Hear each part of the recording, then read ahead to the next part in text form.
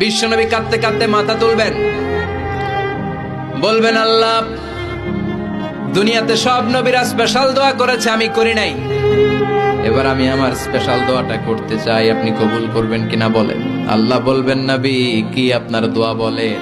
বিশ্বনবী বলবেন আমার একটা উম্মত যার অন্তরের মধ্যে যাররা পরিমাণ ঈমান আছে, একবার আপনারে আল্লাহ বলে ডেকেছে, একবার আমি বিশ্বনবীর উপর দুরূদ পড়েছে, একবার শাহাদাতের বাণী আমার যে গুনাহগার উম্মত দুনিয়ার বুকে থেকে ঘোষণা দিয়েছে, ওই একটা উম্মত যদি জান্নাতে ঢুকতে না পারে আপনি আমারে জান্নাতে ঢুকাতে পারবেন না।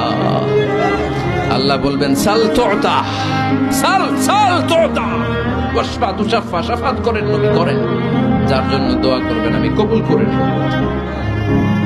দুনিয়াতে বিশ্বনবী কম কষ্ট সহ্য করে নাই, 3 বছর শিয়াবে আবি তালেবে জেল খেটেছে। কয় বছর? দুর্ভিক্ষের বছরগুলোতে বিশ্বনবীর পেটে দানা পানি ছিল না, কলিজার টুকরা হাসান হুসাইন কই মাছের মতো ছটফট করেছে, জামিনে ক্ষুধার জ্বালায় বেহুশ হয়েছিল। বিশ্বনবী যদি ওই স্পেশাল দোয়াটা করতেন, জান্নাত থেকে খাবারের বস্তা পাঠিয়ে দিত কে? ওই দোয়া করছিলেন?